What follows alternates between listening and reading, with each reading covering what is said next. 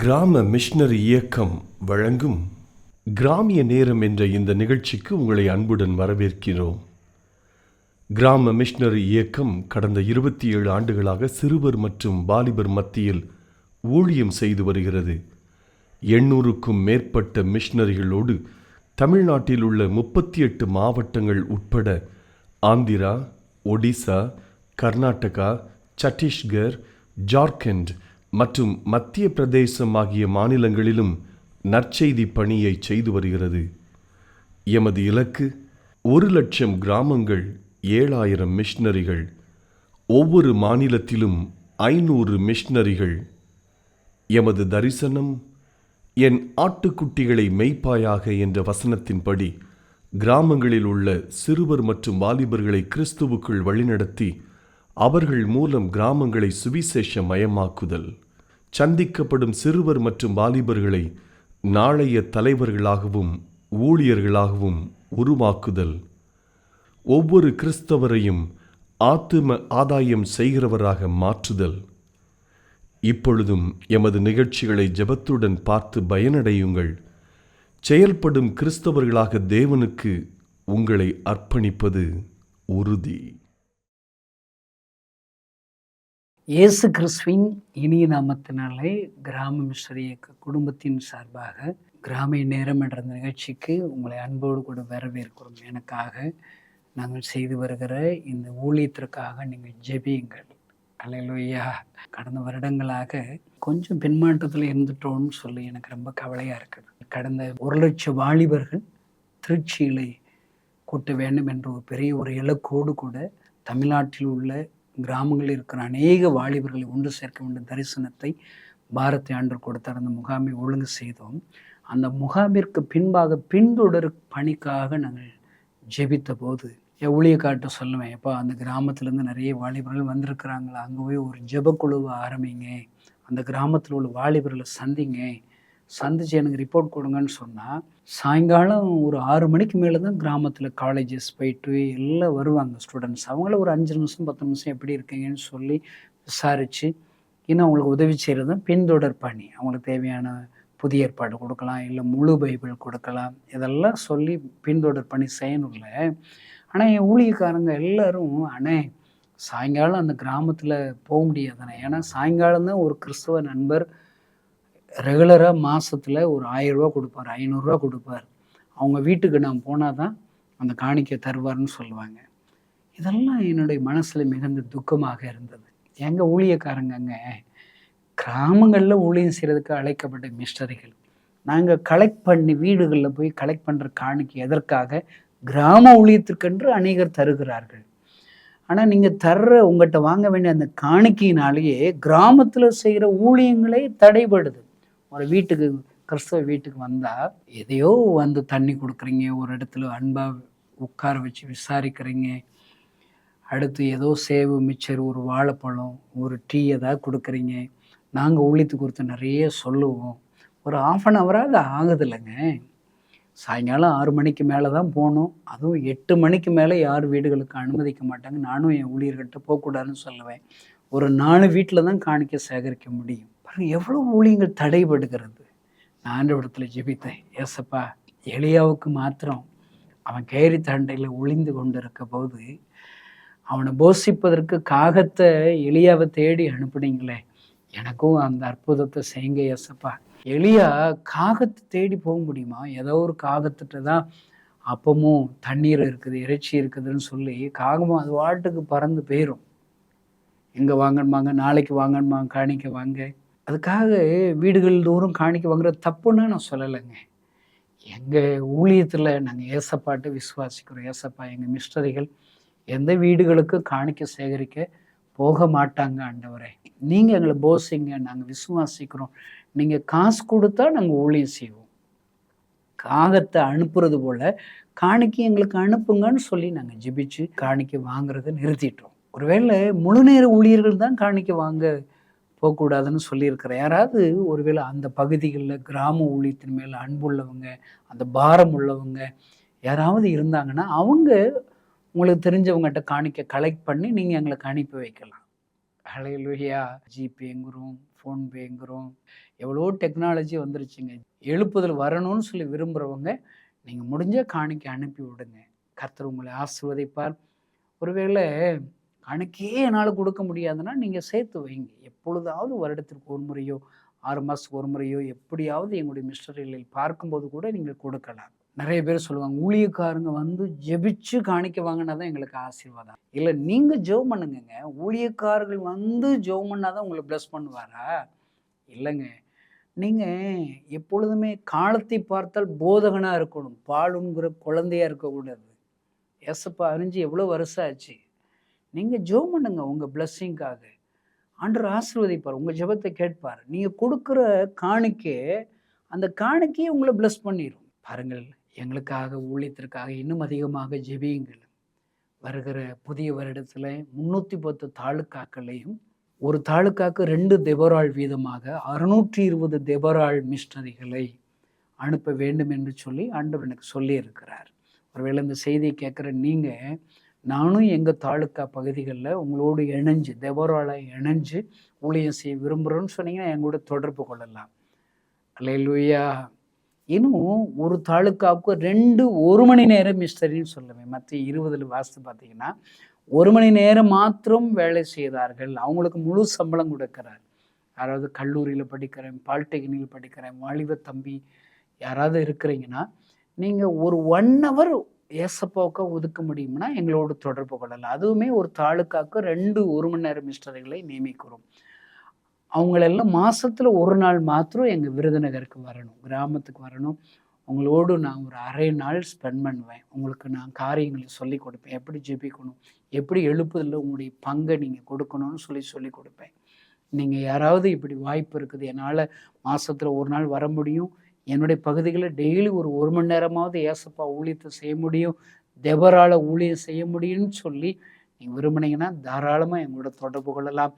கட்டாயம் ஆண்டவர் நம்மை பயன்படுத்துவார். அல்லேலூயா. ஜெபியுங்கள் ஐயா, செயல்படுங்கள் ஐயா.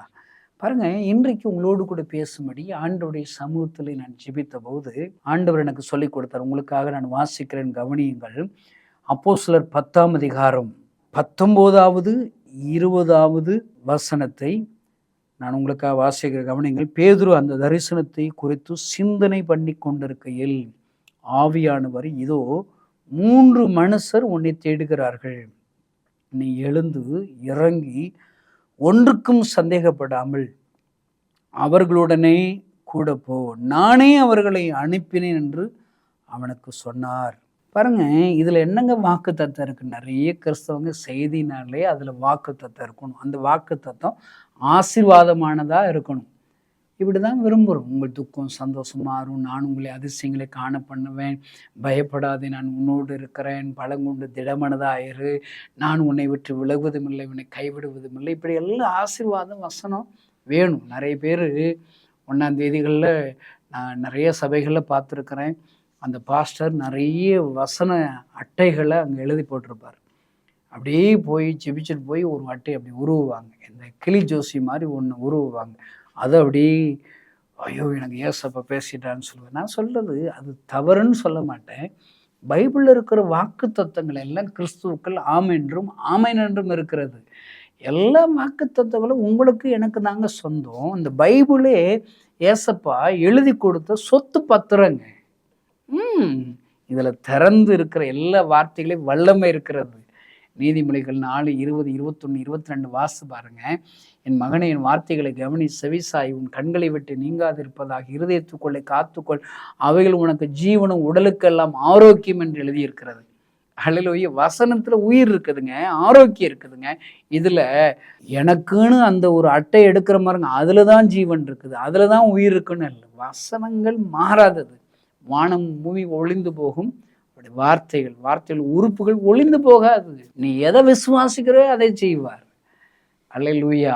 வசனத்தை சீட்டு மாதிரி, கிளி ஜோசி மாதிரி எடுத்துட்டா மட்டும் உங்களுக்கு அற்புதம் நடந்துடாது. அந்த வசனத்தின்படி நடக்கணும், அந்த வசனத்தை விசுவாசிக்கணும், ஆண்டோடைய வார்த்தைகளுக்கு உங்களை அர்ப்பணிக்கணும், ஆலயத்திற்கு ஒழுங்கா ஆரம்ப ஜெபத்திற்கு முன்னாடி போகணும், தசம வாங்கல உங்களுடைய திருச்சபை ஊழியத்திற்கு கொடுக்கணும், மிஸ்டரி ஊழியங்களை கொடுக்கணும். உங்கள் வீடு ஏசப்பாவுக்காக ஒரு நாளாவது ஒரு ஜெபக்கூட்டம் நடத்த, ஒரு சண்டே கிளாஸ் எடுக்க உங்கள் வீடு ஏசப்பாவுக்கு கொடுக்கணும்.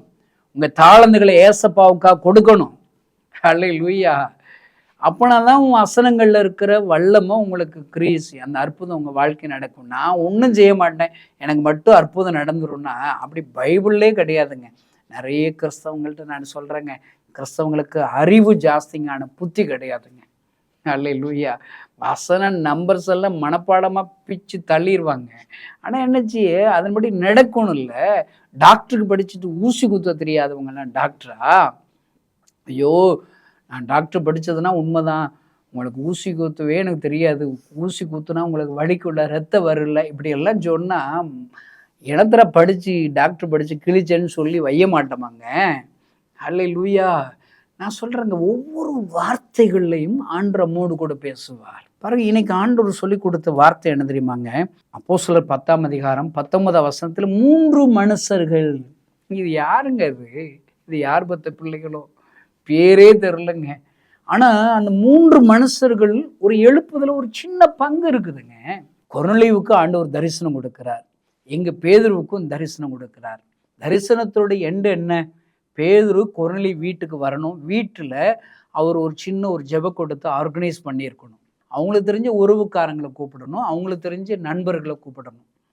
அங்கே வந்து பேதுரு பிரசங்கம் பண்ணுவார், ஆண்டவர் எல்லாரும் பரிசுத்த ஆவியோட வல்லமையினால் நிரப்புவார். இது காட்ஸுடைய திட்டங்க, பிளானுங்க, தரிசனங்க. அந்த தரிசனத்தை நிறைவேற்றுக்கு பேதுரு கொர்நேலியு ஹீரோக்குன்னு வச்சுக்கோங்களேன். இந்த 3 பேர் யாரு? அந்த 3 பேர் இல்லாட்டா பேதுரு வீட்டுக்கு வர முடியாது.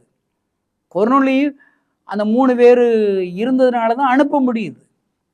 அவர்கள் பேர் இல்லாதவர்கள், அந்த 3 பேர்களையும் இந்த பெரிய ஒரு எழுப்புதல் திட்டத்துக்கு ஆண்டவர் பயன்படுத்துகிறார். ஐயா, செய்தியை கேட்கிற சகோதரனே சகோதரியே, உங்கள் பேர்கள் தெரியாமல் இருக்கலாம். நாங்கள் சும்மா பிரதர், ஏழை பிரதர், நாங்கள் சாப்பாட்டுக்கே கஷ்டப்படுறோம், ஏதோ ஒரு கம்பெனியில் வேலை பார்க்குறோம், நாங்கள் சபைக்கு போவோம், எங்களால் முடிஞ்ச காணிக்கை வச்சு நாங்கள் பாட்டுக்கு பேசாமல் ரகசிய கிறிஸ்தவங்களாக இருக்கிறோம். எல்லா கிறிஸ்தவங்களும் ரகசிய கிறிஸ்தவங்களாக தான் இன்றைக்கி இருக்கிறீங்க. ரகசிய கிறிஸ்தவனா என்ன? ஏசப்பா தான் தெய்வம்னு அறிஞ்சு யாருக்கும் சொல்லாமல் யாருக்கும் தெரியாமல் ரகசியமாக இருக்கிறது. இன்னைக்கு என்னைய பார்த்தாலே இன்னைக்கு நிறைய ரகசிய சர்ச்சு கூடிருச்சு, ரகசிய ஊழியக்காரங்க கூடிருச்சு. ஊழியமே செய்யலைன்னா அவன் ரகசிய ஊழியக்காரன் தான் அர்த்தம். ஊழியம் செய்யாத திருச்சபை அது ரகசிய திருச்சபை என்ற அர்த்தம். இன்னைக்கு நான் கேள்விப்படுறேன், சில நாடுகளில் ரகசியமாக ஆண்டவரை குகைகள் ஆராதிக்கிறாங்க, வீட்டுக்குள்ளே கதவை பூட்டிக்கிட்டு ஆராதிக்கிறாங்க. சில நாடுகளில் நான் கேள்விப்பட்டிருக்கிற பிறந்தநாள் கொண்டாடுறது மாதிரி சபை நடத்துகிறாங்க. பிறந்தநாள் கேட்க முன்னாடி வச்சுக்கிடுவாங்க, யாராவது வந்து பார்த்தா அங்கே பிறந்தநாள் நடக்குது அப்படின்னு நினச்சிக்கிடுவாங்களாம். நம்ம எவ்வளோ ஒரு ஃப்ரீடம் ஆண்டவர் கொடுத்துருக்கிறாரு. ஒருவேளை நீங்கள் சொல்லலாம், நாங்கள்லாம் ரகசிய சர்ச்சு இல்லைன்னு. என்னை பொறுத்தளவுக்குங்க, ஒவ்வொரு சர்ச்சும் சுவிசேஷ ஊழியம் செய்யவே இல்லையா, அதெல்லாம் ரகசிய சர்ச்சு தான். ஊழியம் செய்யாத புறஜாதிகள் மத்தியில் ஊழியம் செய்யாத ஊழியக்காரங்க எல்லாம் ரகசிய ஊழியக்காரங்க தான். நான் கிராமத்தில் சொல்லுவேன், நரக உறுதின்னு சொல்லுவேன். அல்லேலூயா. கிறிஸ்தவ நண்பர்களே, உங்கள் ஒவ்வொருவருக்கும் எழுப்புதலில் பங்கு இருக்குது. இந்த 3 நபர்களுக்கு எழுப்புதலில் பங்கு இருக்கா இல்லையா? பங்கு இருக்கா இல்லையா? ஒரு சரீரம்னு சொன்னால் எல்லா அவயங்களும் வேணும். சரீரத்தில் இப்போ முடிய எனக்கு தேவையில்லைன்னு யாரோ சொல்ல முடியுமா? முடியலைங்கிறக்க பயங்கர லட்சக்கணக்கான ஜனங்கள் கிறிஸ்தவர்களே போய் பணத்தை கொட்டுறாங்க. நான் அப்படிப்பட்டவங்கள பார்த்து சொல்லுவேன், நீ போய் யாரோ ஒருத்தர் மருந்து தர்றான்னு சொல்லி உன்கிட்ட இருக்கிற ஆயிரக்கணக்கான பணத்தை முடி வளர்றதுக்காக செலவழிக்கிறையே, ஊழியம் வளர்றதுக்காக அந்த பணத்தை நீ செலவழி. ஏசப்பா ராஜ்யம் கட்டப்படணும், பரலோகத்தில் சந்தோஷம்னா அந்த காணிக்கையை கொடு. எல்லாரும் அவயங்களும் முக்கியங்க. நான் சொல்கிற எழுப்புதலுக்கு இந்த அப்போஸ்தலர் 10ஆம் அதிகாரத்தில் பேதுரு முக்கியம், கொர்நேலியு முக்கியம். அதற்கு இடையில அந்த 3 நபர்கள் முக்கியம். அவங்க கொர்நேலியு சொன்ன வேலையை அப்படியே செய்கிறாங்க.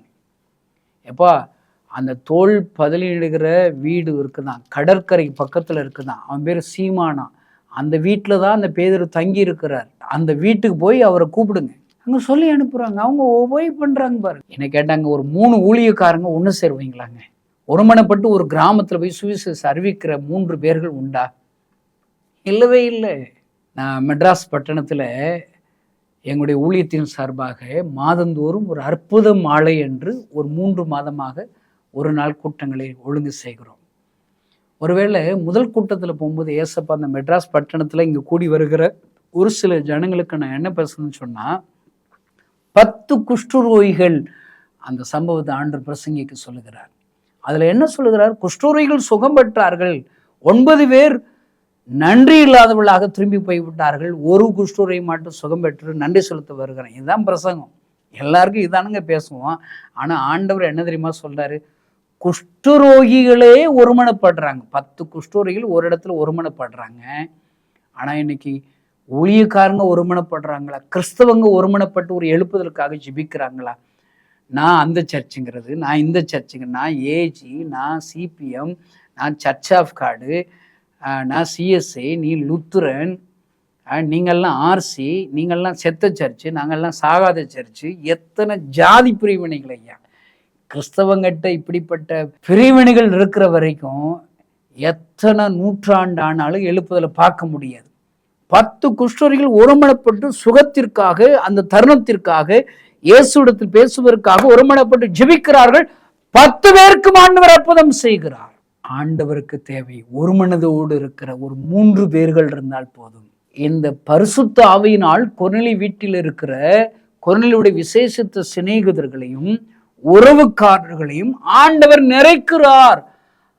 அந்நிய பாஷைகளினால் நிறைக்கிறார். எழுப்புதல் புறஜாதிகளுக்கும் வருகிறது என்ற சத்தியத்தை இங்குதான் பார்க்கிறோம். பரிசுத்த ஆவி வரும்போது நீங்கள் பலனடைந்து பூமியின் கடைசி வரைந்தும் சாட்சிகளாக இருப்பீர்கள் என்று வாக்குத்தத்தம் கொடுக்கிறார். கீழ்ப்படிந்து அவர்கள் எல்லோரும் 120 பேர்கள் ஒருமனப்பட்டு ஓரிடத்திலே கூடியிருக்கிறார்கள். அப்போஸ்தலர் 2 அதிகாரத்தில் எழுதப்பட்டு இருக்கிறது. அவர்கள் எல்லோரும் பரிசுத்த ஆவியினால் நிரப்புகிறார், வல்லமையினால் நிரப்புகிறார்.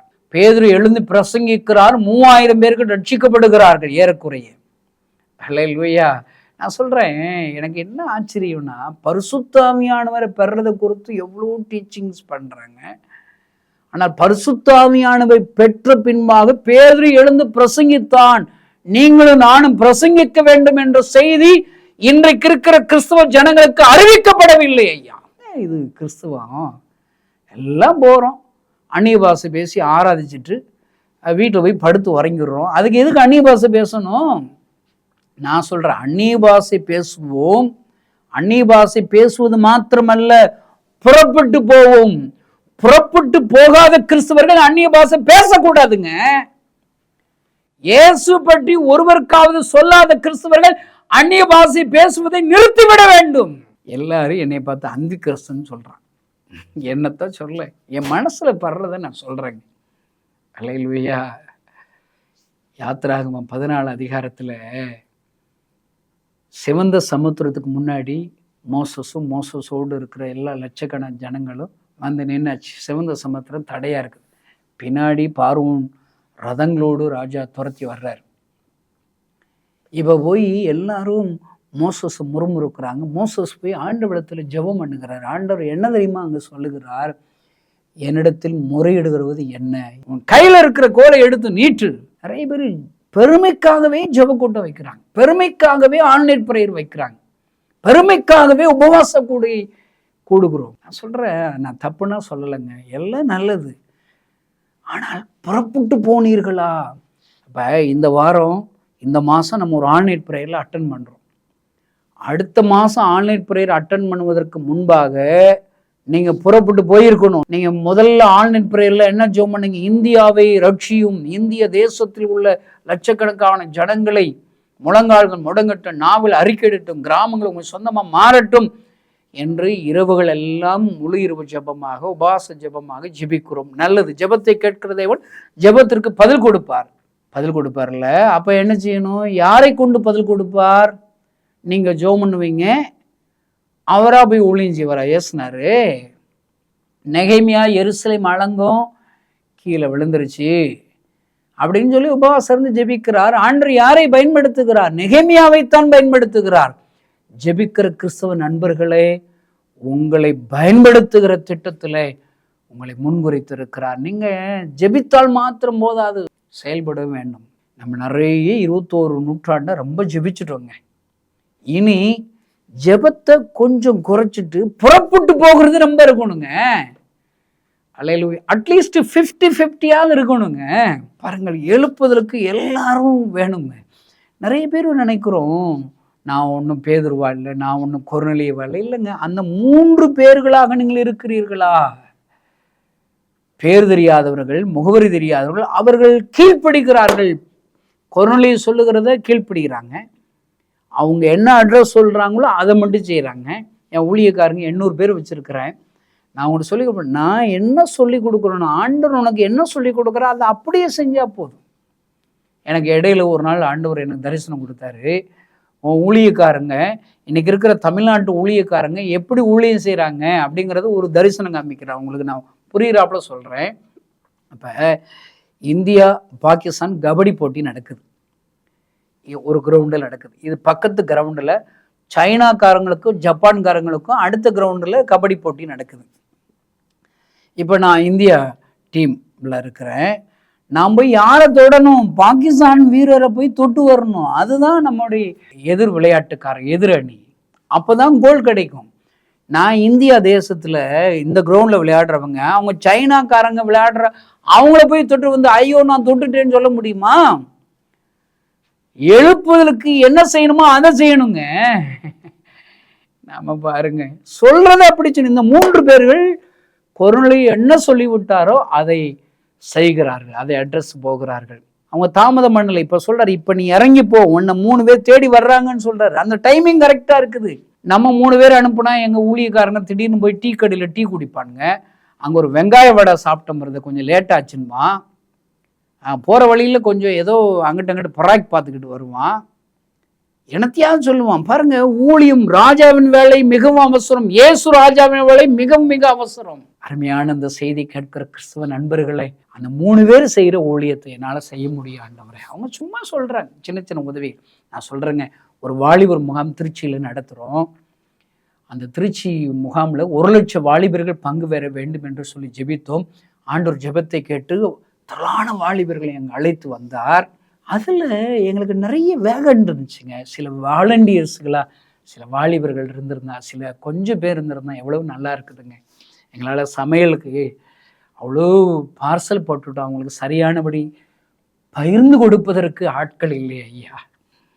அங்கே வருகிறவர்களை விசாரித்து உட்கார வைப்பதற்கு ஆட்கள் இல்லை ஐயா. அவருடைய பெயர்களை ஜெபக்குறிப்புகளை வாங்கி சேகரிப்பதற்கு ஆட்கள் இல்லை ஐயா. அருமையான தேவனுடைய பிள்ளைகளே, 1,00,000 வாலிபர்களுக்கு பிரசங்கிக்கிறவர்கள் உண்டு, கொயரில் இருக்கிறவங்க இருக்கிறாங்க, ஸ்கிட்டு போடுறவங்க இருக்காங்க. அவங்க அந்த தாளந்து பெற்றவர்கள். எனக்குன்னா எதுனா தெரியாது, நீங்கள் ஒதுங்கிட முடியாது. நான் சொல்கிறேன், அந்த 3 பேர்கள் செய்கிற ஊழியத்தை சகோதரனே சகோதரி நீங்கள் செய்யலாம். செய்தி கேட்கிற சகோதரனை இன்றைக்கு உங்களை ஒப்பு கொடுங்க. நான் அந்த ஊழியத்துக்கு வரும்போதுங்க எனக்கு முழு பைபிளே கிடையாதுங்க. நான் எப்படி திரும்ப ஊழியத்துக்கு வந்தேன்? ஏசப்பா என் கண்ணீரை துடைச்சாருங்க. எனக்கு சாக கடந்து எனக்கு உயிர் கொடுத்தாருங்க. இருதய வியாதியில் டாக்டர் செத்து போயிருவேன்னு சொல்லிட்டாரு. எல்லா இடத்துக்கும் போனேன், ஒரு மாற்றம் இல்லை. கடைசியா கிறிஸ்தவங்க சாமியை கும்பிட்டு பார்ப்போம், எங்கள் ஊருக்கு வர்ற ஊழியக்காரன்னு அருவா எடுத்து வெட்ட போயிடுவாங்க. இவ்வளவு அவங்களுக்கு விரோதமாக, கிறிஸ்துவுக்கு விரோதமாக எழும்பணுமே, அந்த சாமியை கும்பிட்டு பார்ப்போன்னு சொல்லி ஜெபம் பண்ணேன். ஏசப்பா எனக்கு உயிர் கொடுத்தாங்க. டாக்டர் ஆச்சரியப்படுகிற வரை உயிர் கொடுத்து என் கண்ணீரை துடைத்தார். என் கண்ணீரை துடைத்த ஆண்டவர் ஒரு நாள் என் கண்கள் முன்பாக தரிசனமானார். அழுது கொண்டே இருந்தார். அவரை அறியாத ஒவ்வொரு ஜனங்களுக்காக சொல்லி சொல்லி அழுகிறார். நானே தேவன், என்னை தவிர வேற தேவர்களை நான் இந்த ஜனங்களுக்காக பரிதபிக்கிற, என்னால் படைக்கப்பட்ட என் ஜனங்கள் இவளை ஆசீர்வதிக்க விரும்புகிறேன், சுகம் தர விரும்புகிறேன், சந்தோஷம் தர விரும்புகிறேன், வியாதிகளை சுகமாக்கும்படி விரும்புகிறேன், ஆனால் யாருமே என்கிட்ட வரமாட்டேன்னு சொல்லி அழுகிறார். என் கண்ணீர் துடைத்தவர் கண்ணீர் வடிக்கிறாரே. எனக்கு அழைப்புனா என்னன்னு தெரியாதுங்க, வசனம்னா என்னன்னு தெரியாதுங்க. நான் பக்கத்து கிராமத்தில் ஊழியத்தை கிளம்பிட்டேங்க. என்னால் என்ற ஊழியத்தை நான் செய்தேன். ஆண்டவர் என்னை பயன்படுத்துகிறார். 27 வருடங்களாக பயன்படுத்துகிறார். அருமையான இந்த செய்தியை கேட்கிற சகோதரனே சகோதரி, அந்த 3 பேர்களுடைய பெயர்கள் எழுதப்படவில்லை. ஆண்டவர் எழுப்புதலுக்கு ஒரு பங்கு இருந்தது. என்ன போல முழு நேர மிஷனரியா வருவதற்கு வாய்ப்பில்லையே, பரவாயில்ல. உங்களால் என்ன செய்ய முடியும்? உங்கள் பகுதிகளில் நீங்கள் என்ன ஊழியம் செய்ய முடியுமோன்னு என்கிட்ட சொல்லுங்க, நாங்கள் உங்களுக்கு உதவி செய்கிறோங்க. ஒருவேளை குடும்ப பெண்களாக இருக்கீங்களா, தெபொராள் போல தாயாக நீங்கள் எழும்பலாம். ஒருவேளை என்னால் முழு நேர ஊழியத்துக்கு வர முடியாது, பரவாயில்ல, மற்ற 20ல் 1 மணி நேரம் மிஸ்டரியா நீங்கள் வர்றீங்களா? ஹல்லேலூயா. இல்லை பிரதர், நற்செய்தியாளராக வர்றீங்களாங்க? கிராம சபைகளுக்கு, சின்ன சின்ன முகாம்களுக்கு, கிராமத்தில் உள்ள பிள்ளைகளுக்கு பிரசங்கியார்களாக நீங்கள் வர்றீங்களா? ஒரு மாசத்துல 1 நாளோ இல்லை 2 நாளோ சங்கிலி தொடர் ஜெபம் செய்கிறவர்கள் ஒரு 12 பேர்களை கண்டுபிடிச்சிங்கன்னா 12 மணி நேரம் ஜெபம் நடத்திடலாம். 24 மணி நேரம் சங்கிலி தொடர் ஜெபம் செய்து 24 நபர்களை உங்களுக்கு தெரிஞ்சவங்களை கண்டுபிடிச்சு நீங்கள் கோஆர்டினேட் பண்ணால் போதும். ஒரு நாளை முன்குறிச்சு இந்த மணி நேரத்துக்கு அப்புறம் நீங்கள் ஜெபிக்கணும், அடுத்த மணி நேரத்தில் நீங்கள் ஜெபிக்கணும்னு சொல்லி இதை கண்டுபிடிச்சு அதை ஜெபிச்சா போதும். உங்கள் பகுதியில் எழுப்புதலுக்காக நீங்கள் சங்கிலி தொடர் ஜெபம் செய்கிற ஒரு 12 பேர்களையோ 24 பேர்கள் கண்டுபிடித்தால் எத்தனை பெரிய எழுப்புதல் வரும் ஐயா. ஏதாங்களும் செய்ய வேண்டும் ஐயா. அருமையான தேவனுடைய பிள்ளைகளே, உங்களால் என்ன ஊழியம் செய்ய முடியும்? இந்த 3 பேர்களை வேதத்தில் எழுதப்பட்டிருக்கிறது. பரிசுத்த ஆவியானவர் அவர்கள் பேர் இல்லாதபடி 3 பேர்களை எழுதியிருக்கிறார். மார்க் 2 வாசித்து பாருங்க.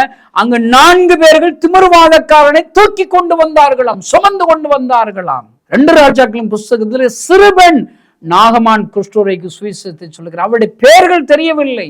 4 குஷ்டரோகிகள் என்று எழுதப்பட்டிருக்கிறது, அவருடைய பெயர்கள் தெரியவில்லை. அருமையான தேவனுடைய பிள்ளைகளே, ஒருவேளை பேதுருவுக்கும் எழுப்புதல் பங்கு உண்டு, கொர்நேலியுவுக்கு உண்டு. பேர் தெரியாத உங்களுக்கும் எனக்கும் மறைந்திருக்கிற நமக்கும் எழுப்புதலை பங்கு உண்டு ஐயா. ஏசப்பா, அந்த எழுப்புதல் என்னுடைய பங்கை நான் கொடுக்கிறேன்னு சொல்லி ஒப்பு கொடுப்பீங்கன்னா ஆண்டவர் உங்களை ஆசீர்வதிப்பார், உங்களை பயன்படுத்துவார். கண்களை மூடி நாம் ஜெபிப்போம். பரலோகத்தில் இருக்கிற எங்கள் நல்ல தகப்பனே, அப்போஸ்தலர் 10ஆம் அதிகாரத்தில் கொர்நேலியு சொன்னபோது 3 பேர்கள் பேதுருவின் வீட்டிற்கு சென்று பேதுருவை அழைத்து வந்தார்களே, நீர் பயன்படுத்தின அந்த 3 பாத்திரங்களாக இந்த செய்தி கேட்கிற ஒவ்வொருவரையும் மாற்றுவீரா. நம்முடைய கரமொழி தொடுவதாக எழுப்புதல் பங்களிப்பை கேட்டு பெரிய ஒரு எழுப்புதலை கொர்நேலியு வீட்டிலே கொடுத்தது போல இவர்கள் கண்கள் காண எழுப்புதலை கொடுப்பீராக. பெரிய காரணம் இயேசு நாமத்தினால் பிதாவே. இந்த செய்தி நிச்சயமாக உங்களை செயல்பட தூண்டிருக்கும் என விசுவாசிக்கிறோம். நீங்களும் எங்களோடு இணைந்து தேவனுக்காக ஏதாவது செய்ய விரும்புகிறீர்களா? கீழ்கண்ட எங்களது ஊழிய திட்டத்திற்காக ஜெபிக்க முன்வரலாமே. தமிழ்நாடு மற்றும் பிற மாநிலங்களிலும் ஆலயம் கட்ட தேவையாய் உள்ள 1000 கிராமங்களில் இடம் வாங்கி ஆலயம் கட்டப்பட ரூபாய் 5 லட்சமோ அல்லது அதில் ஒரு பகுதியோ கொடுத்து ஆலயம் கட்டி கொடுப்போர் எழும்ப ஜெபியுங்கள். சூனேமியால் எலிசாவுக்கு ஒரு அறை வீட்டை கட்டி கொடுத்தது போல புதிய மிஷனரிகள் தங்கி பயிற்சி எடுப்பதற்கு ரூபாய் 2 லட்சம் கொடுத்து ஒரு மிஷனரி வீட்டை கட்டி கொடுப்போர் எழும்ப ஜெபியுங்கள். நாம் சந்திக்கும் வாலிபர்கள் மற்றும் ஆரம்ப விசுவாசிகளை கிறிஸ்துவுக்குள் வளரச் செய்ய ரூபாய் 300 கொடுத்து முழு வேதாகமும் வாங்கி கொடுப்போர் எழும்ப ஜெபியுங்கள். நாம் பணி செய்யும் 8 மாநிலங்களிலும் உள்ள 880 மிஷனரிகளை மாதந்தோறும் ரூபாய் 10,000 கொடுத்தோ அல்லது இயன்ற காணிக்கையை கொடுத்தோ தாங்குவோர் எழும்ப ஜெபியுங்கள். தமிழ்நாடு மற்றும் பிற மாநிலங்களிலும் துரிதமாக சுவிசேஷம் அறிவிக்கவும் பின்தொடர் பணிக்காகவும் சுவிசேஷ வாகனங்கள் வாங்கி கொடுப்போர் எழும்ப ஜெபியுங்கள். தங்கள் வாலிப மற்றும் சிறு பிள்ளைகள் ரட்சிக்கப்பட, அபிஷேகிக்கப்பட மற்றும் இயேசுவுக்கு சாட்சியுள்ள பிள்ளைகளாக வளர கண்மணி பிள்ளைகள் இயேசுவுக்காக திட்டத்தில் தங்கள் பிள்ளைகளை இணைக்கிற பெற்றோர்கள் எழும்ப ஜெபியுங்கள். இந்தியா முழுவதிலும் இன்னும் துரிதமாக நம் மிஷனரி பணிகள் நடக்க மாதந்தோறும் அல்லது வருடத்திற்கு ஒரு முறையாவது ரூபாய் 1000 கொடுத்து எழுப்புதல் விரும்பும் பங்காளர் திட்டத்தில் இணைகிற அநேகர் எழும்ப ஜெபியுங்கள். மேலும் எங்களோடு தொடர்பு கொள்ள விரும்பினால் திரையில் காணும் எங்கள் முகவரியும் குறித்துக் கொள்ளுங்கள். கிராம மிஷனரி இயக்கம், தபால் பெட்டி எண் 51, விருதுநகர் 626001. இந்த நிகழ்ச்சியையோ அல்லது எங்கள் ஊழியத்தையோ நீங்கள் தாங்க விரும்பினால் எங்கள் தொலைபேசி எண்ணை குறித்துக் கொள்ளுங்கள். 7378000444. கர்த்தர் தாமே உங்களை ஆசீர்வதிப்பாராக.